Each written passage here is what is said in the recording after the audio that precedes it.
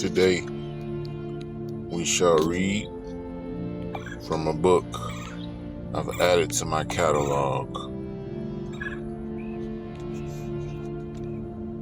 The book of the Natsarim, commonly translated as Natsarim or Nazarene. The book of John, the Enlightened of Elohim, were included together in a text known as the Gospel of Keladi, meaning wise strangers. The origins of this work are debated, as no original transcripts have ever been found. However, it is commonly believed that the books were preserved and passed down by Celtic believers in the 1500s after previously being saved from arson, possibly either in the burning of the Library of Alexandria or Glastonbury Abbey fire in 1184. Now, the reason I've added this book into my catalog is simply because of this. If you read other lost books, one in particular, he says that I will have a witness in every age. And as stated in 2nd Esdras, it says, books will be released at the end to the wise. Could this be a new holy book? I'm not sure. So what is the action taken on this book? You read it anyway. Let's begin.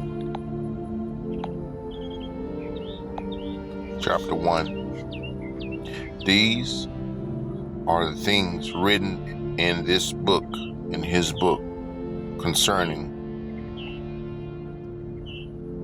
Yachanan of the wilderness, which was brought to these shores for Aristotle, and is no longer with us. The father of Yachanan was Zacharias, son of Barachias, and he was a priest at the temple, married to Elizabeth from the stock of Aaron. They were both strong in the faith of their Elohim, obeying the laws revealed to his prophets, but childless and well advanced in years. Elizabeth had restored many shrines, praying for a child, but hitherto her pleas had gone unanswered. In the 5th month of the year, when fire was burnt before Gabriel in the court within the outer walls of the temple enclosure, called the court of the Gentiles, Zacharias was a priest at the altar of incense. Then a strange thing happened while he was alone inside. The people being outside praying, an angel appeared on the right side of the altar, and a voice said, "Have no fear of me, for I am come to say your prayers have not gone unheeded, and your wife will bear a son. He will become a great teacher, filled with the power of the Ruach HaKodesh. But you must bring him up in the ways of the Natsarim. He will herald the coming of an enlightener who will turn men from wrongful ways, making them upright and strong in Ruah. Zacharias listened, too frightened to speak, but thought, how can this be when we are both weighed down with years? The angel said, he will save many from the effects of ignorance, leading men back to the fold of Elohim, whom he will serve with the Ruach and power, which was once Eliahuz. He will turn the hearts of fathers toward the welfare of their children, and those who have fallen away from the teachings of their fathers toward the wisdom of the Torah. He will go before the people like a brazier bearer before a caravan, like a prophet of old, to make ready a people purified, dedicated to the Most High Elohim. When Elizabeth knew she was with child, she went to the temple to give thanks to the Elohim who had caused her to conceive, dedicating the child to him. According to the custom, thus it had been with Samuel, who was given back to his father for service to the sanctuary. Now, I'm going to skip down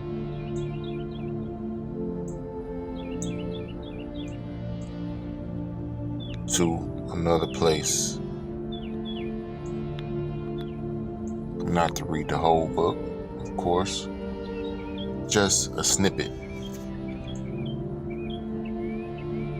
And when, this is chapter 2, when Yehoshua had grown to manhood, he reappeared in the wilderness of Betimrah, proclaiming, change your ways, for you have fallen into error and ignorance. Return to the teaching of the Torah, interpreting them without guile, and turn your eyes toward the new light of the coming day.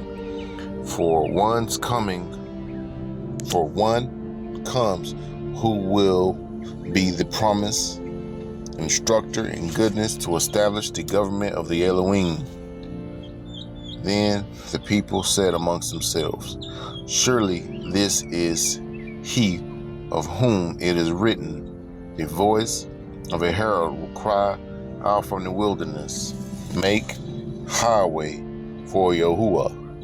Let the swift rivers be bridged, the high mountains passed, the rough places made smooth, for the impassable places will be crossed, and the wilderness made to flourish. Some came to Yehoshua from the place of his upbringing, who said, withdraw from the people, for they are no concern of yours. In good time preach purification of the Ruach and a suppression of passion, but meanwhile you are too inexperienced. Yehoshua said, worthy teachers, you dress me in white, proclaiming your purity, yet fear to put this to the test. This is your flesh. Is your flesh so weak that it must be kept continually under restraint?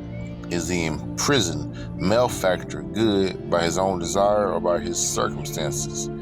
Is not the world a place of temptation? So each may discover his own strength or weakness. Untested, you can know neither and must always remain in a state of doubt. The fire hidden in wood gives warmth only when released. It also provides light and is useful, but while hidden away, it is of little value. A tree left growing uncut falls and rots, serving no man. So too is it with knowledge and wisdom. For only when utilized they have any value. Goodness is not assessed only by the things done, for the things left undone are not overlooked. Yachoanan appeared strange in the eyes of those who saw him, for he was a wild hair and large cloth and a garment of hair, as were the prophets of old, and bound about with a leather girdle like Elijah. His food was locusts, bread dipped in wild honey, for he was a Zophim who watched for the coming of the kingdom. He came to bear witness to the light which shine in the hearts of all men. But the Yehoiadim would not heed him, for he used cleansing waters, which they did not. This, he said, signified the washing away of the causes of illusion and impurities of life. He was a cleanser of minds and hearts. There were mockers, but they were afraid to come near Yachoanan. Yet many listened to the message and were cleaned in the river of life, providing they were wholehearted in a desire to change their ways. Yachoanan knew some were hypocrites, and he held them long under the water. For he said, they require a lot of purifying. Few men argued with Yachoanan, though this was the nature of the Yehudim to argue. This is how Yachoanan testified when priests and learned men were sent to question him, saying, "Who are you?" He said, "I am not the one you anticipate, whose coming is at hand. Is it not written, I will send a forerunner to prepare the way? I am that herald. Soon the one you seek will hasten to acquire his kingdom. He will be like a refining fire, preparing you for participation." I'm going to skip down.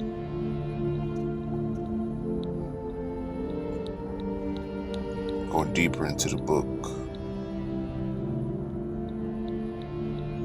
Let's go deeper into the book. Let's see.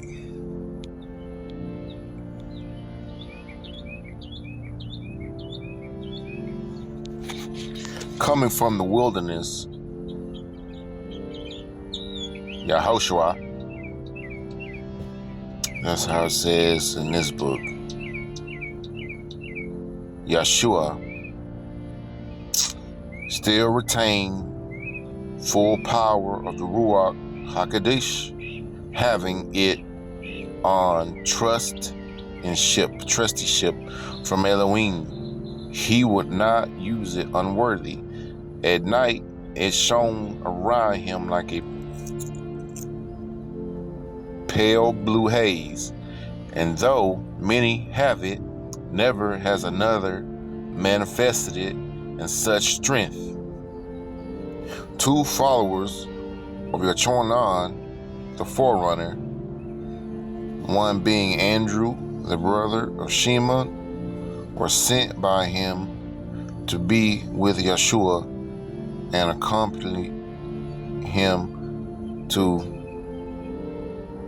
Galilean Sea of the Gentiles. Early in the morning, Andrew sought out his brother and said, "We have found a deliverer."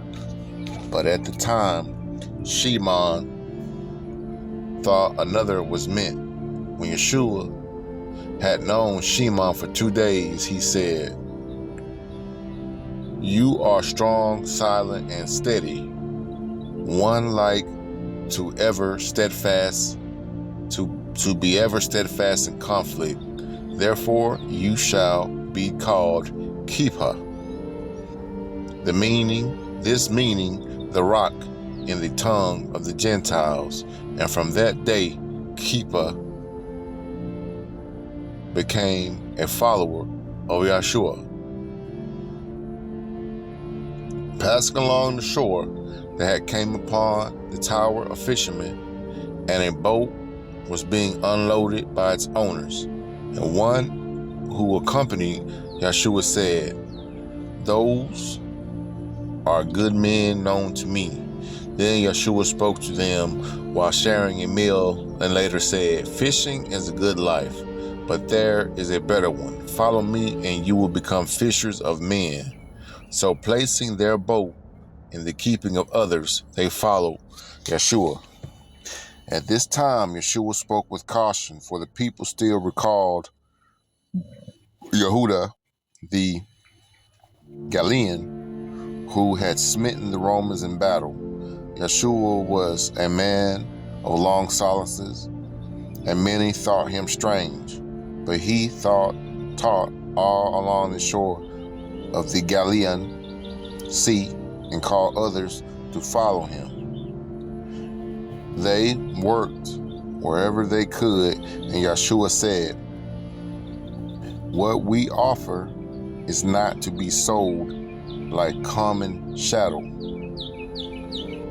and we will not take anything without giving value in return."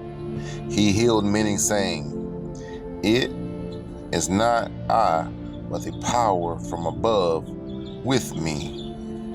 Some of the disciples said, "It is he who heals." But he did not cure all. For some it created a disturbance, while many were not cured because this would have done them more harm than good. When asked, "Why do you heal?" Yeshua replied, "By the finger of Elohim. This is what the prophets had said regarding these things. These are the words of Yahuwah. I will restore you to health and heal your wounds. Be strong of heart and courageous, neither afraid nor dismayed, for I am with you always." About this time, the disciples questioned Yeshua concerning the world of Rokloth, wherein lay the kingdom of heaven. And he said, "It is like a flight of stairs leading from cellar to roof. They who enter the house are given a place on the stairs and may step downwards and back, but never up. Through the stair above is not unknown to them. Those on the top stair are in glorious sunshine, while those at the bottom stair are in darkness and gloom." A disciple said, "Many who do not mock your words." He said, a disciple said, "Many who do not come mock your words." Yeshua said, "Dogs bite stones, not those that throw them." Someone asked, "Are you the hammer of Elohim?" For all yearn for Elohim's intervention, and when that comes, will rejoice, saying, "This is the day of Yahuwah, for which we have long waited." Yeshua answered, "There is a time for sowing and a time for reaping, everything in its appointed time." And I'm going to skip around. I'm going to go deeper into the book.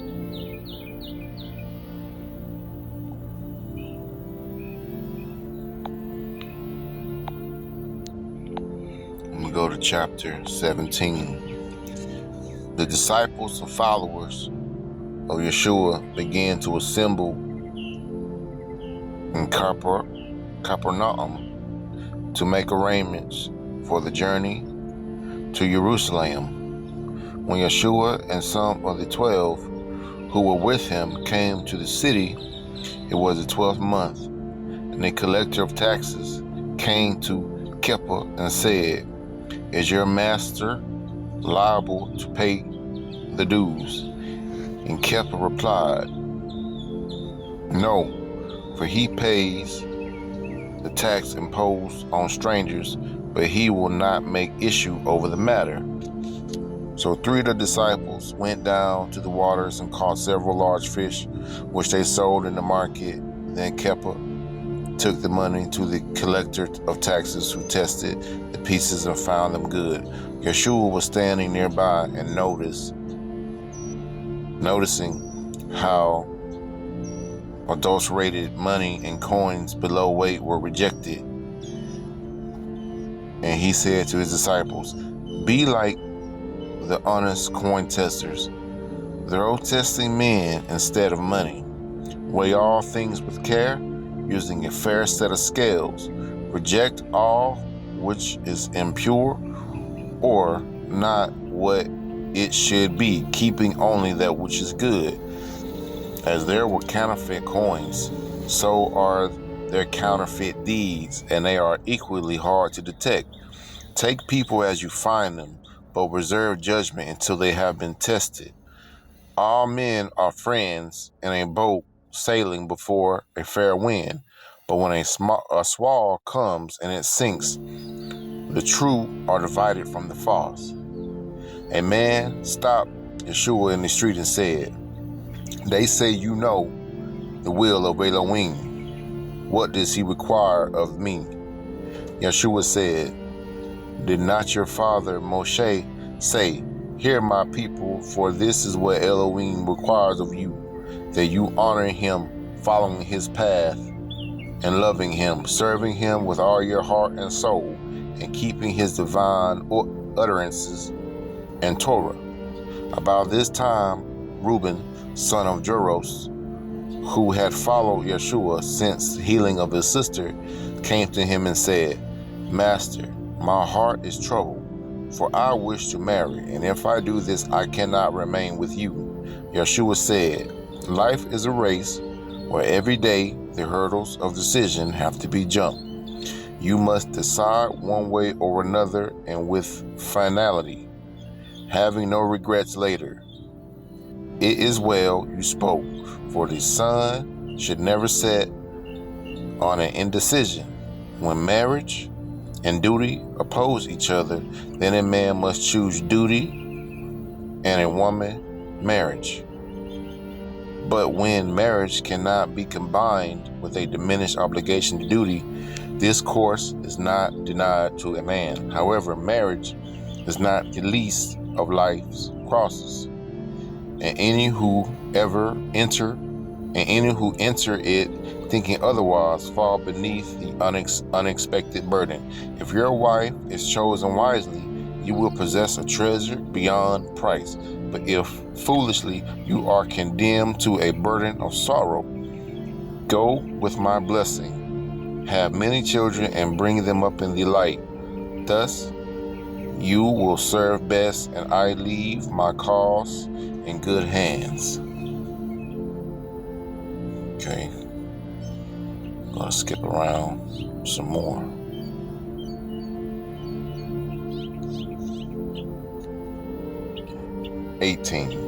The next day, Yeshua returned to Yerushalayim with 3 of the apostles, and while within the precincts of the great temple, some scribes and counselors of the temple came up to him and said, "By whose authority and by what right do you behave as you do?"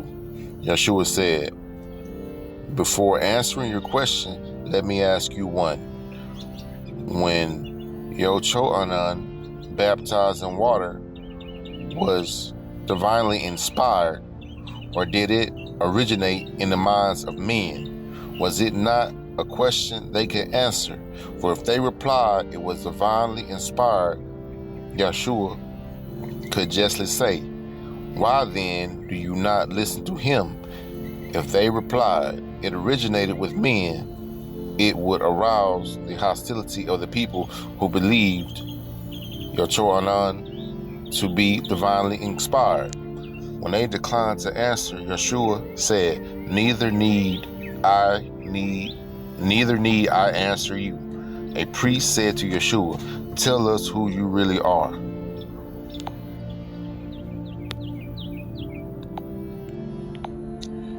Okay.